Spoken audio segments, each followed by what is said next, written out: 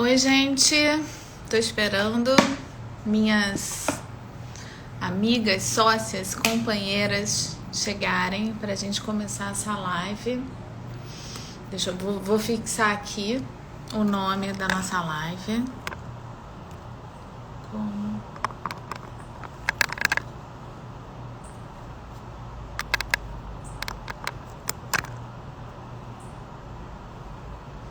Gente, espera aí que eu tô escrevendo aqui o nome da live.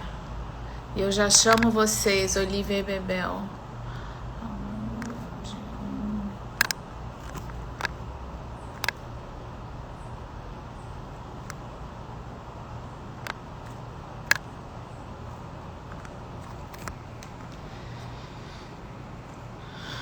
Pronto, Bebel já veio. Vou chamar a Olivia.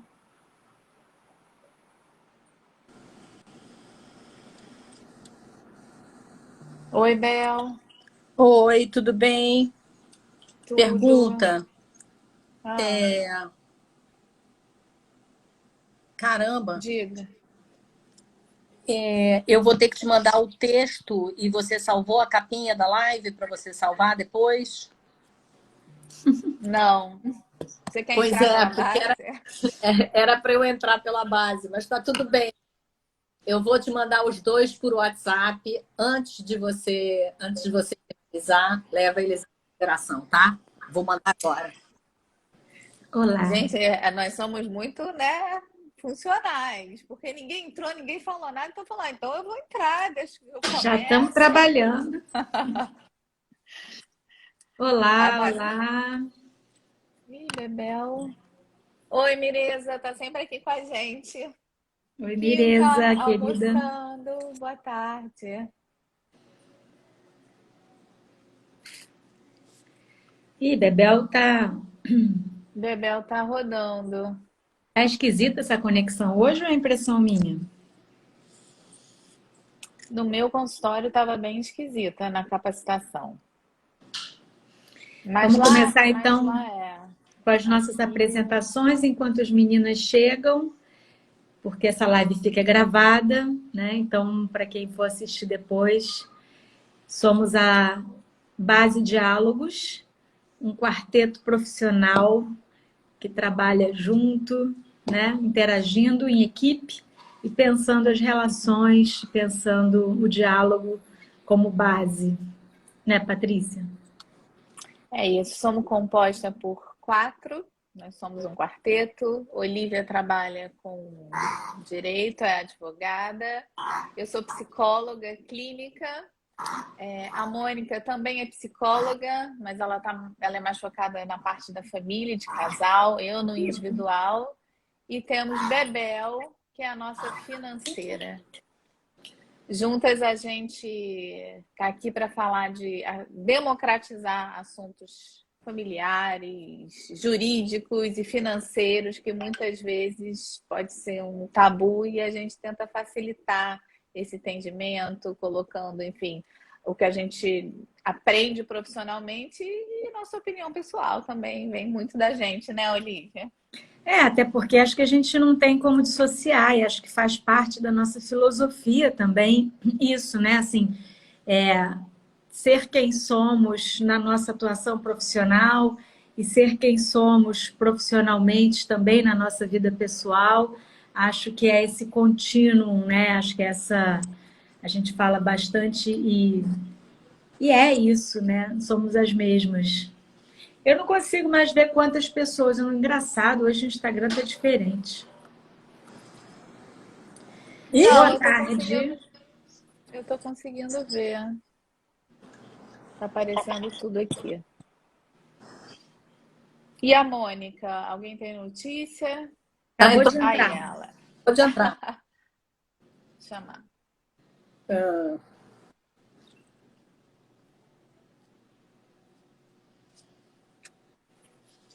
mandei tudo, hein, Paty? Tá, depois eu. Vocês vão ter. Boa tarde, Boa queridinhos. Vocês tarde. vão ter que ter paciência comigo. Eu estou rindo sozinha, porque eu estou tentando entrar, mas a Bebel me ensinou a poder entrar na base e no meu pessoal. Só que eu estava na base, aí eu clicava e eu não conseguia entrar. A Até base que já eu está me toquei que eu preocupada. tinha que voltar para o pessoal. Aí eu falei, ai, graças a Deus, aprendi mais uma coisa hoje. Mas você foi bem rápida, porque só estamos aqui há 5 minutinhos. Isso tudo foi bem rápido. Bom Bom, dia. eu me adiantei, entrei pela base, a Bebel ia entrar. Mas, Bebel, se você quiser continuar sendo nossa âncora, porque eu acho que você faz esse papel muito bem, não se acanhe. Não, tá ótimo. Não, vambora.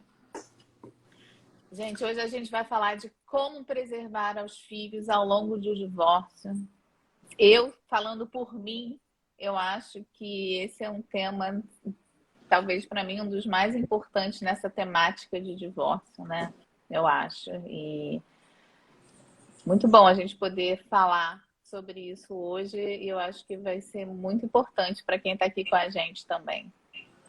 Sim. E quem estiver passando por uma situação como essa, ou conhecer alguém que estiver passando por uma situação como essa, encaminha essa live, ou vai ficar gravado, assistam, porque eu tenho certeza que uma coisinha falada aqui pode fazer uma diferença para o resto da vida.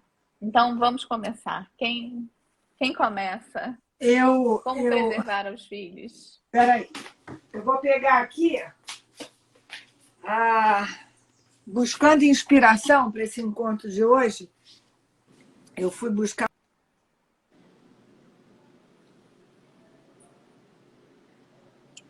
Mônica, você ficou muda. Voltou. Voltei, não. Uma professora e amiga minha que é muito conceituada na área do divórcio, que se chama Gladys Brum. E ela escreveu um livro que se chama Bem Me Quer, Mal Me Quer. E eu lendo, para buscar inspiração e coisas novas também, ela traz que os dois temas fundamentais e que trazem o maior estresse para os processos de divórcio são filhos e dinheiro.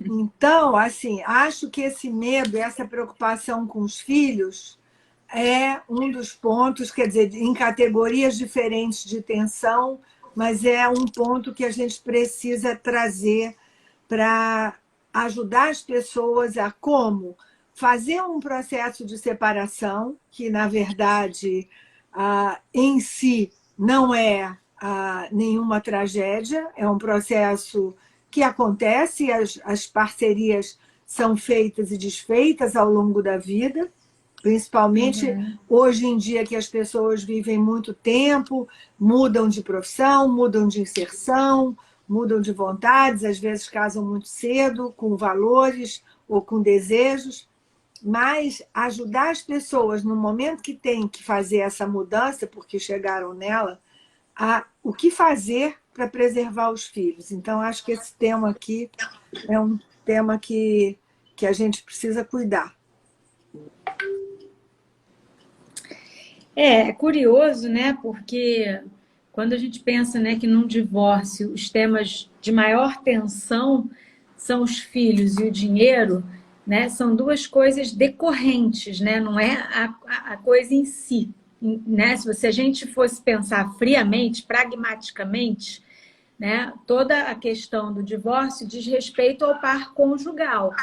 Né? E o que a gente está falando é que tem como desfazer essa conjugalidade, preservando esses assuntos que são periféricos para o casal. Né? O casal é que se junta e dá origem a esse patrimônio, esses filhos e tal, e o status, né? Financeiro, social. Como que, de repente, isso vira, né, atenção, se na verdade é curioso pensar, ouvindo você falar, fiquei assim, instigada, porque, em tese, deveriam estar em prateleiras diferentes, né? E deveriam ser tratados, né, esses temas de maneiras, né, isoladas, assim, com a menor interferência. Então, a conjugalidade, ela termina por todos esses motivos que você trouxe, mudanças, né? A gente está vivendo mais, mas também porque a nossa lei, a nossa cultura incorporou, assimilou o divórcio como uma possibilidade real. Né? Hoje é muito mais fácil se divorciar do que era no passado. né? Está muito simplificado o procedimento. Isso mostra uma assimilação, né, desse evento, né, nas nossas vidas. A questão toda é como que a gente estanca isso e restringe ela ao par conjugal e preserva esses outros, né, esses outros assuntos. Olivia, deixa eu te fazer uma pergunta, só para complementar essa questão aí que a Olivia, a gente está aqui falando disso.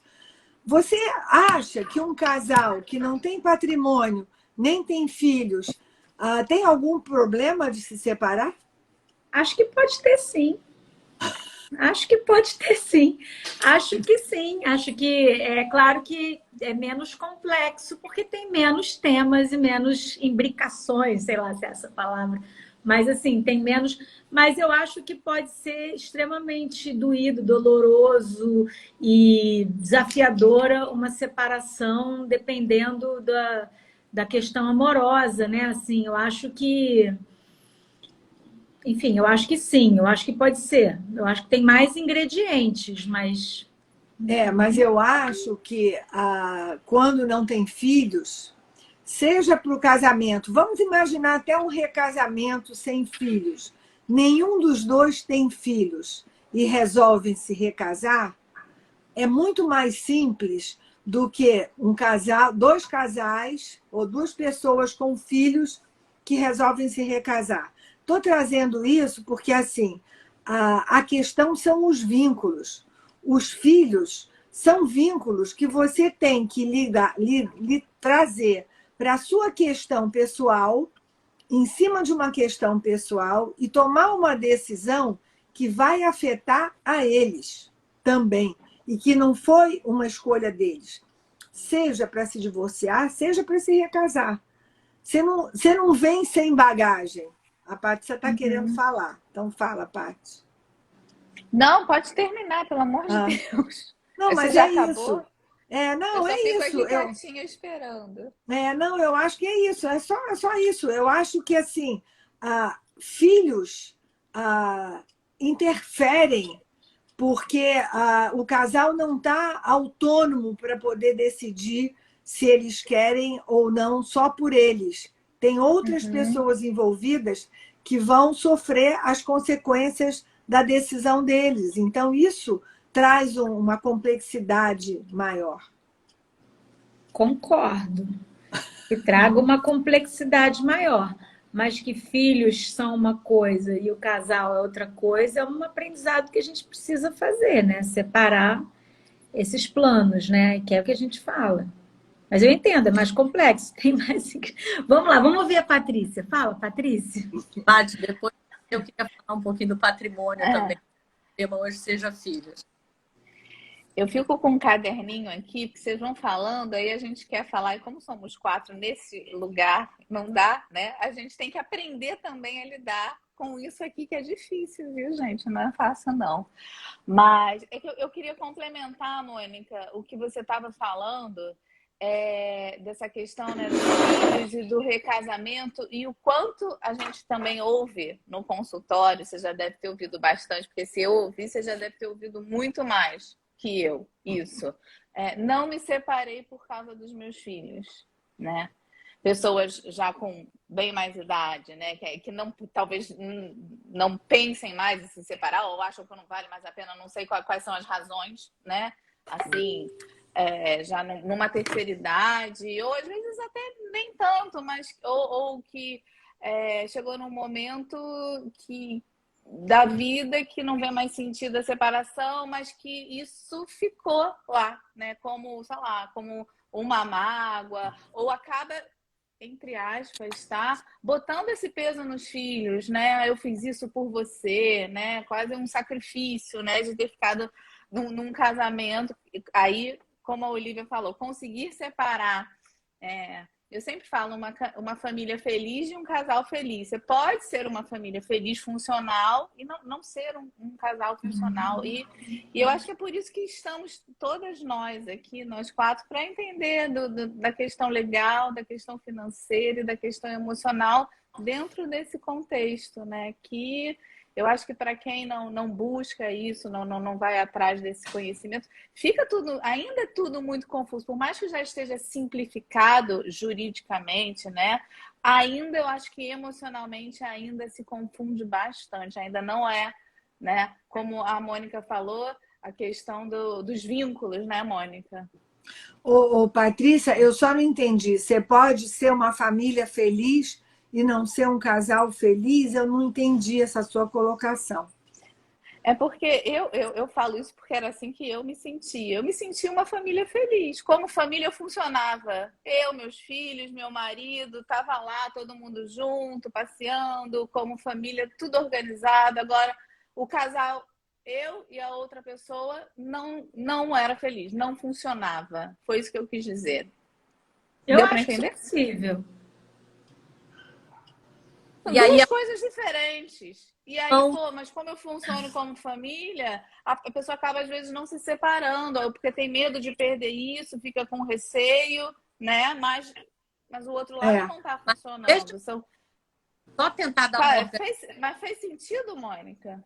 Não, eu acho que, assim, para mim não faz sentido no seguinte, faz assim, o casal não está feliz e eu vou, em nome da família, empurrando essa relação. Se o casal, ao longo do ciclo da vida, não olha para essa disfuncionalidade e enfrenta que o casal não está feliz, a médio e longo prazo, alguém da família vai fazer o sintoma, trazendo aquela infelicidade do casal que está embutida, encapsulada pela família.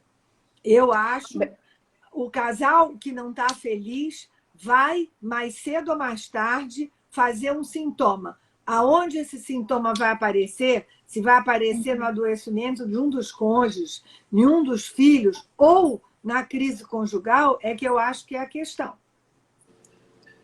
Agora, mas a gente está fugindo do nosso tema. Vamos voltar aqui para como é que a gente faz para cuidar dos filhos na separação. Fala, Bel.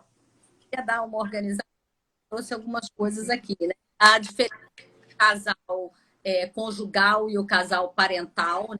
Par conjugal e o par parental, né? Essa dificuldade. O que eu acho que a Patrícia trouxe ali é uma coisa de uma família que se sustenta não por causa dos filhos, mas por causa do seu desejo de pertencer a uma família, o que é diferente de uma família que se sustenta por causa dos filhos. Então, quando a gente está falando dos filhos e puxando para os filhos de volta, eu achava que a gente devia falar um pouco dessa diferença do casal conjugal ao casal parental e um pouco das consequências de manter um casamento. E um terceiro ponto ainda, como é que a gente faz para, dadas essas variantes, a gente conseguir fazer com que os nossos filhos não sejam mensageiros, juízes, eles não tenham um papel, vamos dizer, que ativo. Eles vão viver a separação do casal, mas não é uma questão deles. Estou conseguindo organizar? Eu posso falar? Eu acho que assim, o primeiro ponto que você falou, quer dizer, em cima do que a Patrícia estava falando, como eu entendi, é o seguinte: se o par conjugal e o par parental, né, traduzindo para português, em vez de psicologias, o casal homem e mulher, e a relação de homem e mulher, e a conexão sexual, afetiva, amorosa que acontece, e o par parental. Eu tenho um parceiro que, por acaso, eu gosto dele, eu gosto de viver com ele, e esse meu parceiro é o pai dos meus filhos, e nós dois temos uma parceria em cuidar dos nossos filhos. Tá? Então, esse é o primeiro ponto. O segundo ponto, que assim, agora até me perdi um pouco qual era a sua questão, mas o que eu entendi é que se esse casal conjugal tiver esfacelado, desinvestido, fragilizado, e que resolvam, em nome do par parental, continuar casado, ou seja, em nome dos filhos, manter o casamento, a minha hipótese é alguém vai adoecer desse sistema, porque a doença está ali e não vai, e vai aparecer em alguém. O vírus está ali e alguém vai fragilizar e adoecer. O terceiro ponto, que eu acho que é o objetivo nosso aqui hoje, é descobrimos isso, vamos enfrentar, eu e o meu parceiro, essa questão, mas eu quero fazer isso de maneira que não afete meus filhos, afete o mínimo possível. Então, como é que eu vou fazer, né, para poder me separar do parceiro e vice-versa, sem respingar nos filhos? Eu acho que esse é o ponto. É isso, Bel?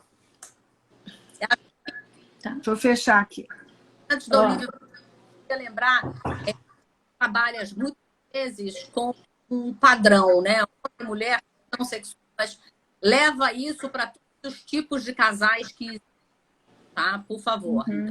Nossa fala não ficar mais diversa. Espera aí, não entendi, Bebel, desculpa, repete. É só porque na sua descrição você falou o homem, a mulher, o casal, etc. Ah, tá bom. Qualquer gênero, tá, entendi. A Flávia falou...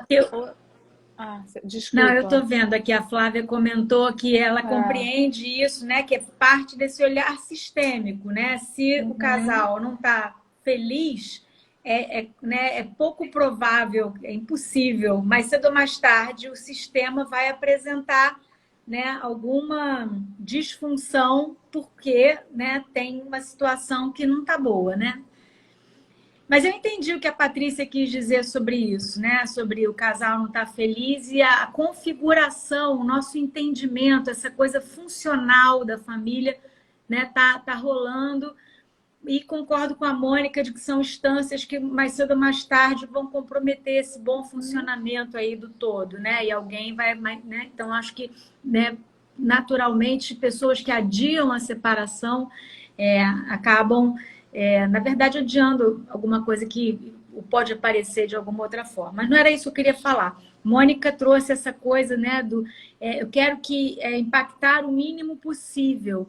E eu, ouvindo você, eu pensei, né, como fazer, né, para então desfazer a conjugalidade, né, desfazer esse vínculo conjugal e preservar o vínculo parental. E, por consequência, preservar os filhos, né? Como proteger os filhos dos efeitos negativos, porque primeira coisa é aceitar que uma separação conjugal vai impactar nos filhos, ponto, entendeu? Assim, o não impactar já é uma coisa que traz disfunção, que não é realista, sabe? Assim, concordo, perfeito. Né? Iremos impactar os nossos filhos, não tem como um casal se desfazer sem que os filhos sintam. E se os filhos sofrem, é sinal de saúde, né? Assim, se eles sentem, se eles sofrem, se eles manifestam esse sofrimento, o que a gente precisa é acolher, é trabalhar, né? Com diálogo, que é o nosso, né? Nosso lema, e com saúde, com apoio profissional, etc., cuidar desses filhos, para que o impacto não seja negativo, mas que o impacto vai existir, ele vai existir. Então, vamos aceitar isso e vamos começar por aí, né? Me dá um pouco de angústia, às vezes, quando os clientes chegam. Não, porque meu filho não está sentindo, estou protegendo, vamos para a Disney. Assim, deixa o luto acontecer, deixa a coisa ser vivida, ser vivenciada, né? Porque não tem como não causar impacto, né? Então, pois mas aí é bem interessante isso. A questão, uma lente boa para poder fazer isso é entender que estamos todos nesse barco, que o que eu faço vai refletir nele. Então, assim, eu também fingir que não está acontecendo, eu não poder falar desse assunto, ou eu não dizer em algum momento, não tentar resolver as questões com o meu ex-cônjuge, mesmo que as crianças não participem dessa tensão, eles estão sabendo disso. Então, uma sugestão, um conselho que eu sempre dou para os pais, tentem, na medida do possível, dentro da idade das crianças, ter transparência nos seus sentimentos e nas suas intenções, né? Estou chateada com isso, mas seu pai foi meu amigo, é seu pai, eu quero continuar que ele seja seu pai, mas nesse momento eu não estou com vontade de falar com ele. Me aborreci com ele, mas você não tem que ficar nesse lugar, ter clareza, ter uma comunicação clara e ter um autoconhecimento das suas reações. Até para, em algum momento, acolher mesmo, mas estou com uma raiva danada. Preciso dar 3 voltas na lagoa para conseguir conversar. Vai passar. Eu tenho uma cliente que é uma graça, que ela diz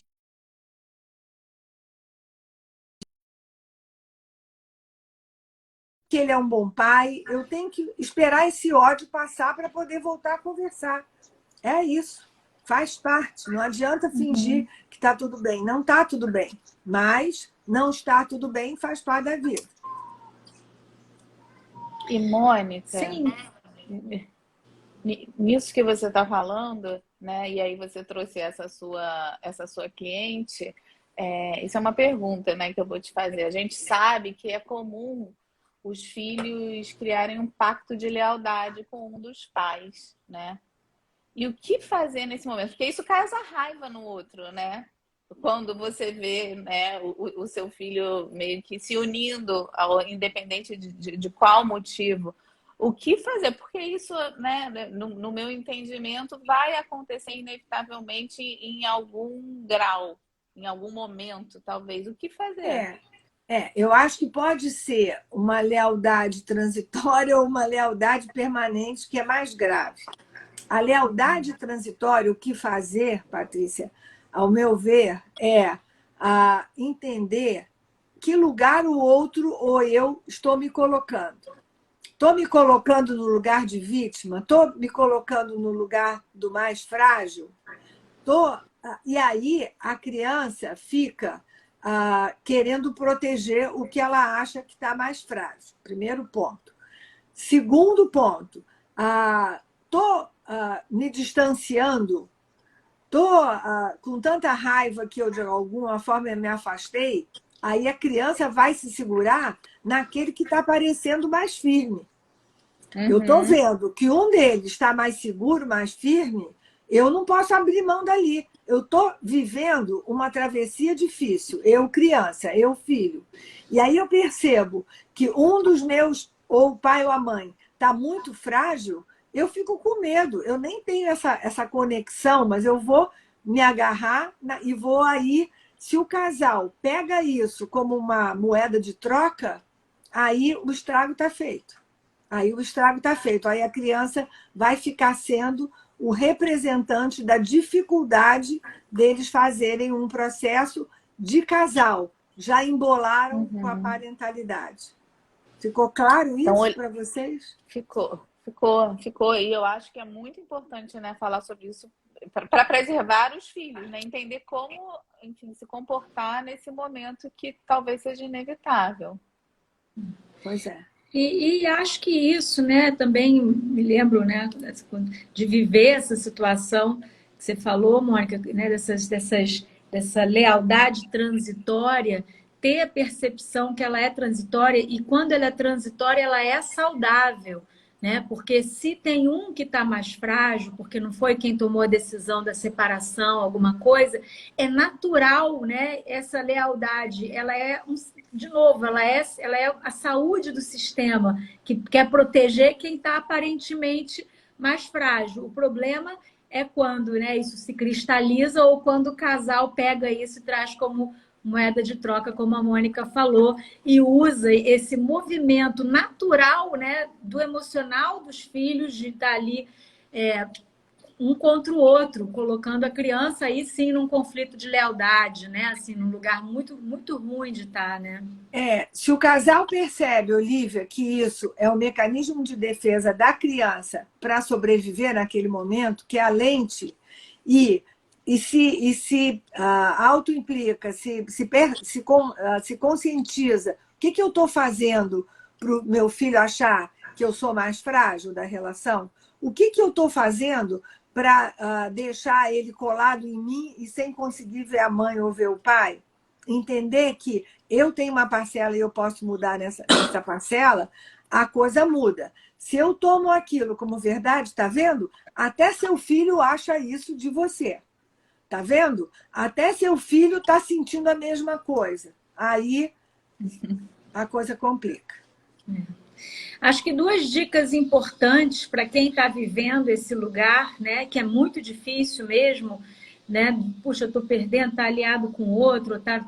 Enfim, é a gente ter duas coisas que eu diria, né? Assim, uma é confiança na relação, né, no amor, na conexão com o seu filho e dar tempo, né? E entender que isso é transitório, que isso, né, não é uma sentença definitiva que nunca mais vai mudar. Então, eu digo isso pela minha experiência, né? Quando eu senti que o meu filho, que era pequeno, quando eu me separei, tinha 8 anos, estava raivoso, me acusando, dizendo que eu era responsável, que eu que quis separar, coisas assim, vinha agressivo, né?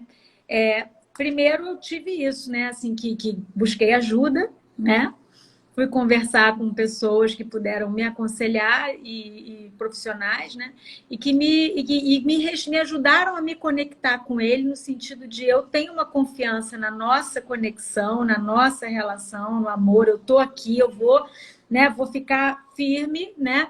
E isso vai passar. Ele precisa soltar, liberar essa raiva, drenar. Ele está com raiva, é a forma que ele tem. E assim foi, né? E aí você sente também esse deslocamento depois com a passagem do tempo que você está falando, essa mobilidade, né? De como que as coisas elas vão sendo canalizadas. Eu acho que é importante, buscar ajuda é importante, porque é muito difícil estar nesse lugar. Quem toma essa decisão da separação já se sente muito responsável, né, pela quebra da família, está se sentindo responsável por causar traumas, às vezes, aos filhos, né, por estar fazendo um mal maior. Então, ter todo tipo de suporte para, né, esperar essa série de ondas, né, passar, encostar a barriga na areia e ficar ali, é passageiro, eu acho que ajuda, né, a enfrentar isso.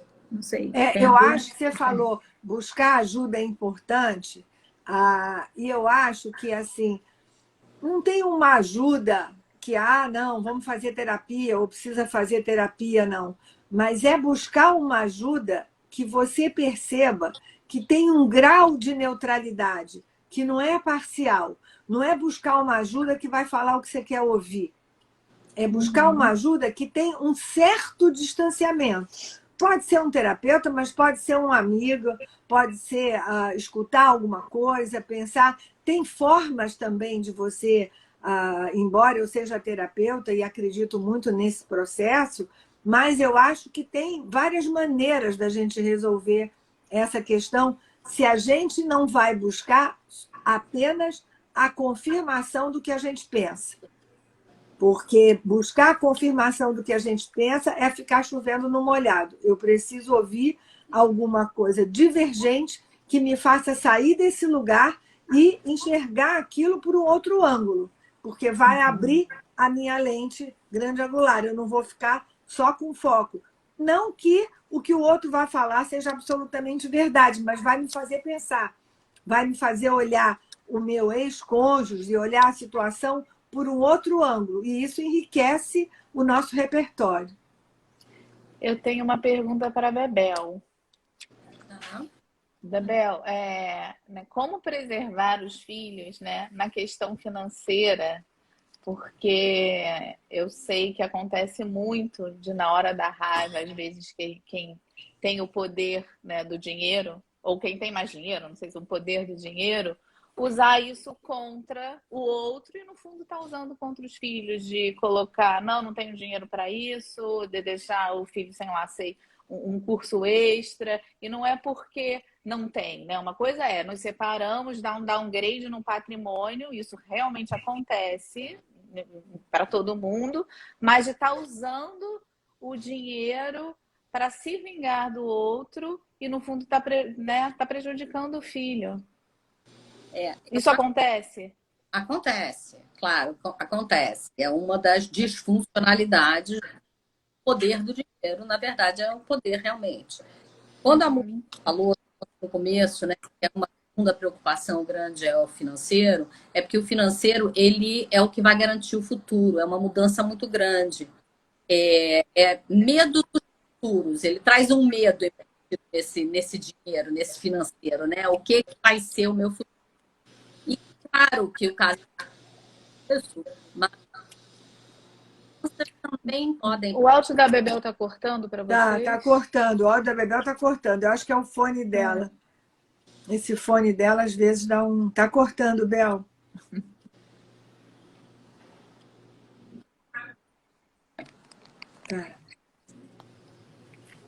Tá melhorou? Acho que sim. Parece que sim. Então tá. Então, assim, tem as questões de você usar, de fato, um desnivelamento do poder financeiro, da capacidade financeira contra o outro, né? Contra o outro, para uma coisa. Por exemplo, se foi a pessoa que pediu a separação e o outro, as crianças estão com essa outra raiva que eu comentou, com essa coisa que tem que ser digerida, e você meio que compra de volta o carinho dela, ou a atenção dela, ou o arrefecimento dessa raiva. Então, é outro cuidado que tem que ser tomado. Então, ele tem um poder defensivo e um poder agressivo. Tem que cuidar de não usar de nenhuma dessas maneiras, perceber a diferença, perceber quando está usando o poder financeiro e perceber também as inseguranças naturais desse processo onde as finanças vão influenciar. Se você vai, ao mesmo tempo que você está se separando, mudando de casa, ainda das crianças de colégio, por exemplo, é uma coisa que tem que ser pesada. Será que dá para é saudável fazer todas essas mudanças ao mesmo tempo? Será que eu posso otimizar ou adiar alguma? Eu posso não mudar de casa? A gente até falou do bird nesting, né? No passado, que acontece nos Estados Unidos ou na Inglaterra, onde a escola ela é definida pelo local que você mora, né? Então, será que tirar da casa significa tirar daquele colégio? Então, quais são os ajustes financeiros que você pode fazer para também minimizar os traumas dessa passagem? Né? Para, não sei, aí vocês podem me dizer até, para não gerar uma culpa maior de algum dos dois, do que não pode pagar ou do que causou, entre aspas, a separação. Mas fazer com que as crianças lidem com uma realidade, né? Então é um balanço importante de ser considerado. Fala, amor. Pois é, mas olha só, você falou um negócio que é muito importante, me levantou aqui uma lebre.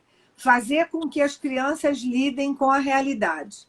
Mas quem constrói a realidade dos nossos filhos, dependendo da idade, principalmente filhos pequenos, somos nós, pai e mãe. A gente conta para eles o que acontece e eles vão tirando as suas conclusões. Da mesma maneira que a pessoa que tem um poder financeiro alto pode usar isso contra essa dinâmica e esse equilíbrio em relação às crianças, um cuidado enorme é a pessoa que não tem esse poder financeiro alto, mas que, por circunstâncias, concordou, combinou, já tinha um contrato pré-nupcial de separação total de bens, sabia que, de alguma maneira, todos dois, num certo sentido, com raras exceções, empobrecem, e não usar a condição financeira, às vezes, menos favorecida do que o ex-cônjuge, como uma vitimização e uma culpabilização do outro. Mas não dá. Aqui a gente não pode fazer isso porque a pensão que seu pai dá é muito pequena. Jogar para o ex-parceiro toda a responsabilidade e ela se colocar no lugar de vítima. Principalmente se esse divórcio aconteceu por uma infidelidade da parte que tem uma condição financeira maior. Embolar essas duas coisas é uma coisa muito comum. E aí eu fico usando, né, esse eu não ter, eu perdi uma estabilidade financeira por conta da separação. Então, a responsabilidade é toda do outro e a criança começa a ficar ou com raiva do pai ou com pena da mãe, e aí vira esse conflito de lealdade patológico, como diz a Olivia, permanente, e não temporário, ocasional por um processo. Eu tenho um caso no consultório sobre isso que você está falando, que o pai ele paga a moradia, né? Ele sustenta a moradia da família, mas a ex-mulher ela não pode levar ninguém lá. Isso há anos. Então, quer dizer, se ela tem foi o combinado. Então, como ele paga aquela moradia e mantém um vínculo, né? Isso, para mim, não faz o menor sentido. E em que nível... Oi, desculpa. Controle mais do que o vínculo. Isso é um abuso, Patrícia. Isso é uma situação abusiva, do meu ponto de vista. É uma situação abusiva. Eu queria resgatar o que a gente começou falando, né, no início, que a Mônica me fez uma pergunta e ouvindo vocês me veio uma resposta. Que eu falei, né, que a separação ela diz respeito ao casal e que tem, né, esses assuntos periféricos, muitas aspas aí, filhos, finanças, patrimônio. Né? E aí a Mônica me perguntou, mas e um casal que não tem filhos e não tem patrimônio? Qual é a complexidade? Foi mais ou menos essa pergunta. Fiquei com isso na cabeça, fiquei pensando aqui, né? Por que alguns casais com filhos e patrimônio, né, conseguem fazer uma transição, uma separação conjugal, né, muito suave, o mais suave possível, funcional, e conseguem migrar para um novo status, novo, né, reorganizado, funcional? E por que outras famílias com os mesmos desafios, né, outros casais não conseguem? Aí fiquei pensando sobre os casais que não têm esse lado para administrar filhos e patrimônio. E aí eu pensei de novo que eu acho que vou voltar, eu acho que eu tinha razão, Mônica. Eu acho que tudo está dizendo respeito ao casal. O casal que não tem filhos, por exemplo, eles não têm a relação continuada. Então, o que ficou de disfunção, aquilo não aparece tanto, porque o casal sem filhos e sem patrimônio que se separa, eles simplesmente encerram aquele ciclo da vida totalmente, né? Estou falando em tese, né? Mas assim, encerram tudo, aquelas pessoas não têm nada em comum pela frente. Um casal que encerra uma conjugalidade com filhos pela frente, eles continuam tendo algo em comum pela frente. Essa é a peculiaridade, né? Então, assim, mas o que faz o casal que tem algo em comum pela frente, um negócio, filhos ou tudo isso, é de novo o casal. É como o casal se desvencilha, faz esse desvencilhamento, que é aquilo que você fala muito, Mônica, se é uma coisa que é, né, cortada com a tesoura, descosturada fio a fio, saem duas partes inteiras. Mas se o casal se rasga, ao invés de se dividir, todo o resto, tudo que aponta para frente fica comprometido, né? Todo esse futuro comum, que é a criação dos filhos, fica mais difícil, pelo menos, né? Então, de novo, eu acho que sim, que está restrito ao casal. Claro que, só para concluir, um casal que não tem filhos, a gente pode não perceber com tanta clareza o que esse rasgado ocasionou, porque não tem os filhos ali para fazer sintoma, para sinalizar, para mostrar, né? Mas o que fica para autoestima, às vezes, né? Para a estrutura psíquica, emocional daquela pessoa, mesmo sem filho, pode ser destrutivo por uma vida. Só não aparece.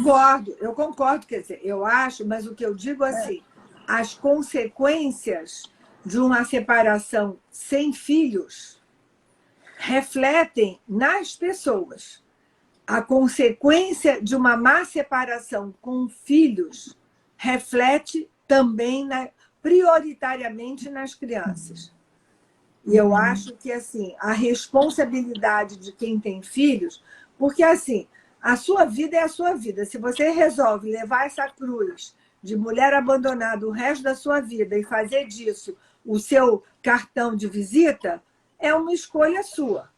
Agora, se você escolhe esse cartão, esse personagem de mulher abandonada e traz para os seus filhos que a mãe deles foi maltratada pelo pai, os filhos vão carregar para o resto da vida.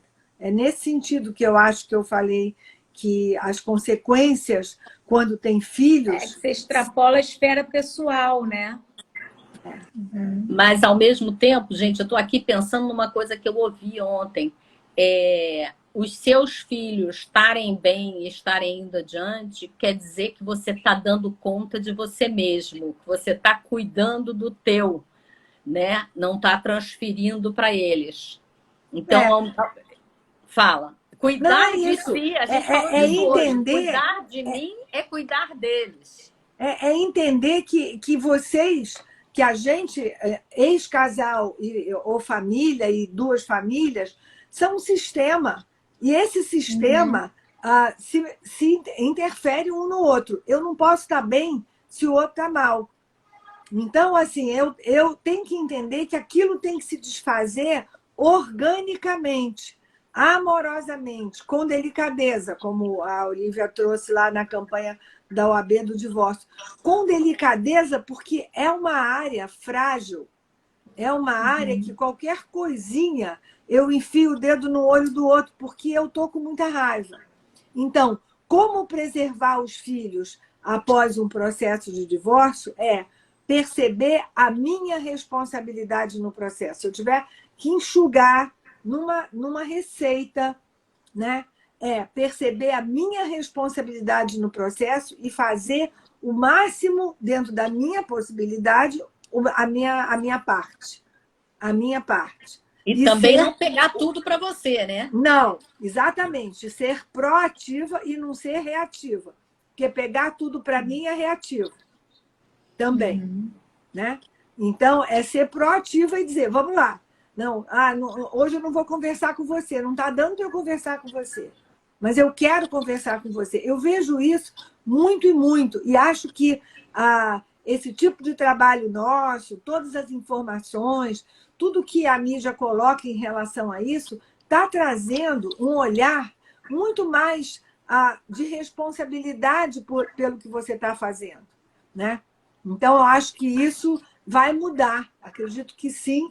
E cada vez mais a gente não vai chegar nas escolas. Quando eu trabalhava no início da minha vida profissional como psicopedagoga, cada vez que eu ia numa escola para falar de uma criança que estava com uma questão de aprendizagem, a frase era a mesma. Mas você sabe, né? É filho de pais separados. Por isso que ele está fazendo esse sintoma. Eu estava ouvindo vocês aqui, já me veio e já me foi, já me veio e já me foi da cabeça, que era uma coisa meio difícil. Mas é isso, né? De novo, assim, como num divórcio, o casal, o que acontece entre o par conjugal é catalisador do que acontece em volta, né? O que acontece ali irradia para o entorno. Então, cuidar de mim, assumir a minha responsabilidade nisso, o meu protagonismo, mas esse é o maior desafio, também cuidar do outro, de quem eu estou com raiva, de quem eu estou querendo. Se eu não tenho a consciência que para fazer um bom divórcio e um divórcio que cuide dos filhos, eu preciso cuidar do meu ex, da minha ex, né? Eu não vou chegar lá. Né? Então, assim, o outro precisa estar bem para os filhos ficarem bem. Né? Essa é uma primeira reflexão difícil, né? Porque é o momento da ruptura. Né? E a outra coisa que eu ia falar, tá vendo? Vai e me volta. Só complementando, o cuidar, eu trocaria talvez por olhar, por respeitar, né? Porque às vezes cuidar parece que é fazer pelo outro. Não é colocar o outro também debaixo da asa, no sentido, é cuidar no sentido de ter um olhar cuidadoso, respeitoso, nesse sentido, eu concordo com você. Mas empatia, pensando né? nisso, né? Pensando nessa esfera do casal, como eu fico imaginando aquela pedrinha que irradia, sabe, um monte de coisa para todos os lados. E pode ser coisas destrutivas, quem está em volta, vai ser patrimônio, filho, família extensa, o que tiver em volta. Então, o que acontece nessa caixinha preta do casal é muito importante para a gente determinar o que vem depois e preservar os filhos. Ah, lembrei que o que eu ia falar é que quando a gente tira o foco desse outro, né, eu entendi que você falou de cuidar do outro. Então, vamos redefinir, que é prestar atenção, mas atender o outro. O outro tem que estar atendido também. Eu tenho que estar atendido e o outro tem que estar atendido para a gente sair bem desse divórcio, dessa transição. É porque quando a gente não foca assim, se a gente foca no filho, só no filho, eu queria dizer assim, que pelo menos no direito, em nome do amor pelos filhos e em nome do bem-estar, do melhor interesse dos filhos, se causa muito mal aos filhos, por mais contraditório, né? Tem que tomar muito cuidado com isso, sabe? Porque não é aí que está, né, o foco, né? E é isso. Né? A gente ontem mesmo estava conversando sobre isso. Quanto que, em nome do amor e do bem-estar, do melhor interesse das crianças, se destrói, se acaba-se, né, com a saúde mental de crianças. Porque o ambiente é criado pelo casal. O ambiente, o tom daquela casa é dado pelo casal, não é por um ou por outro. E se aquele tom tá cinza chumbo, por mais que eu mantenha casamento cinza chumbo, as crianças vão crescer num ambiente cinza chumbo. Então, acho que... E por isso que a gente tem que redefinir a nossa fala do começo dessa live, né, Patrícia? Não existe casal infeliz e família feliz. Casal infeliz. Eu acho o seguinte... Até existe, mas não vai durar, não vai dar certo. Não, é isso que eu ia dizer. Existe, mas não quer dizer que isso não vai ter consequências.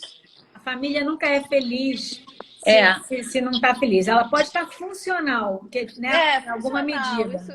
Isso talvez seja funcionando, mas que em algum momento, enfim, a consequência, né, vai chegar. O que acontece, Patrícia, pegando a sua fala, é que, às vezes, para um dos dois, o peso da família é tão grande e valoriza tanto que esquece de olhar o casal e vai empurrando com a barriga um casamento que inexiste e vai mantendo a parentalidade só como único objetivo daquela parceria. Exatamente. Entendeu? E aí chega naquela fala que eu também falei do começo, que né, você já deve ter ouvido bastante, a gente ouve bastante de eu fiquei casado por vocês, né? Continuei casado pelos meus filhos. E eu espero que isso aconteça muito menos. Eu acho que hoje em dia, né, com a questão, né, do divórcio, tá algo mais simples, mas acontece comum, muito, né? Mas acontece muito. Mas se a gente for levar para a época da Mônica... Mas é mentira. Isso é uma mentira. Isso é uma mentira. A pessoa está enganando a ela mesma. Sim. Ela não está casada pelos filhos, ela está casada com medo de enfrentar a vida fora da barriga da família ali que ela construiu. Não é difícil mesmo. Mas essa é a desculpa que ela coloca porque é socialmente aceita, né? Fica bonito falar isso. E por incrível que pareça, de novo, em nome da proteção dos filhos, eu prejudico vocês, porque você botar isso na conta dos filhos é uma sacanagem, entendeu? Que você faz porque ela tá bem hoje. Não, é porque já fez gesto. Olha, em nome dos filhos, em nome da nossa parentalidade, eu estou aqui sofrendo esse casamento infeliz, né? Não vou adiante na minha vida, não vou enfrentar uma fuga de uma coisa, né? Em nome do outro, porque é isso que eu falei, em nome do bem-estar dos filhos, né? Por mais contraditório que isso pareça, certas atitudes representam a verdadeira destruição, né, da saúde emocional desses filhos. Mas, gente, assim, como é difícil ver isso durante esse processo, né? Sim.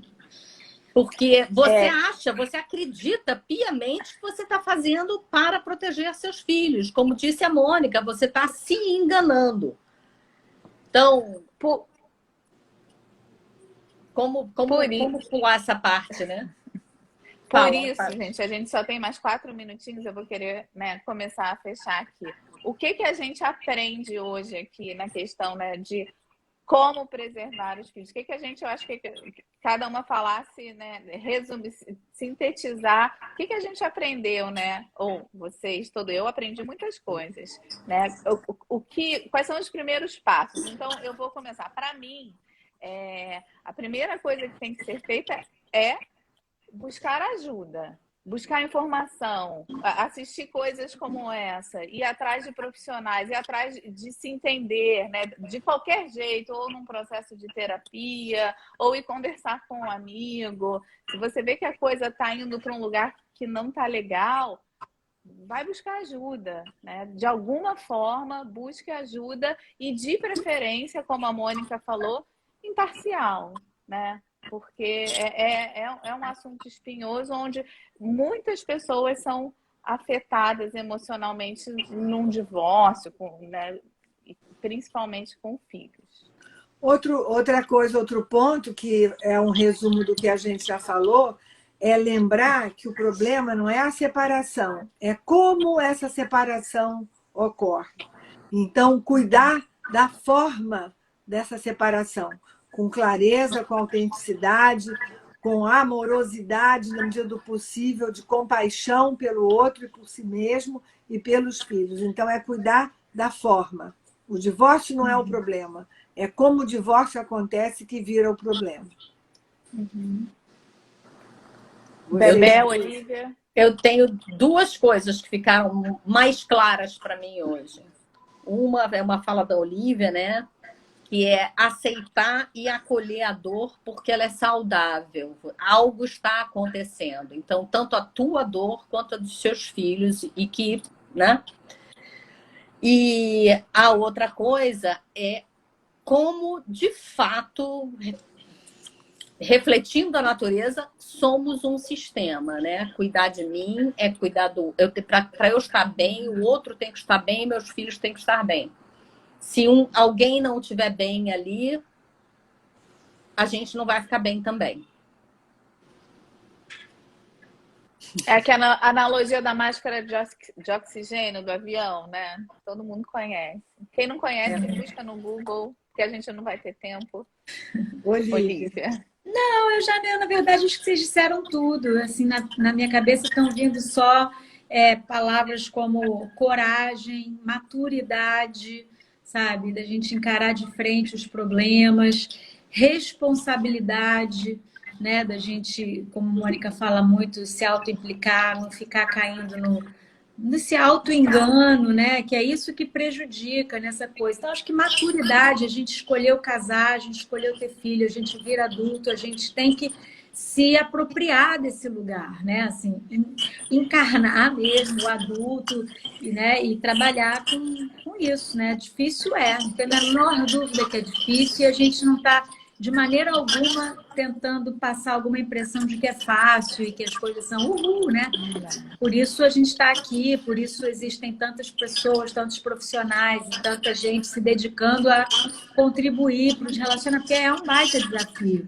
Mas, assim, não tem outro caminho, né? Assim, coragem, maturidade e responsabilidade, principalmente.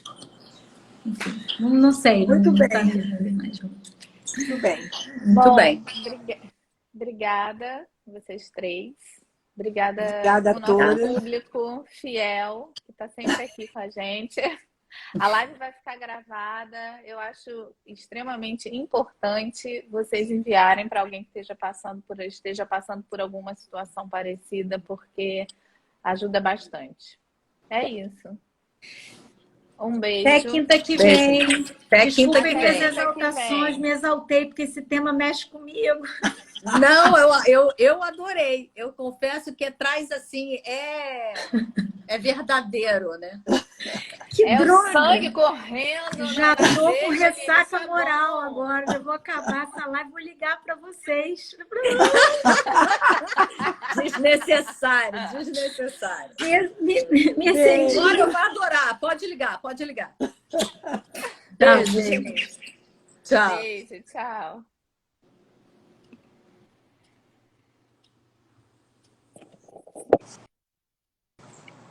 Como é que eu saio, Patrícia? Lá em cima, no xizinho. Isso.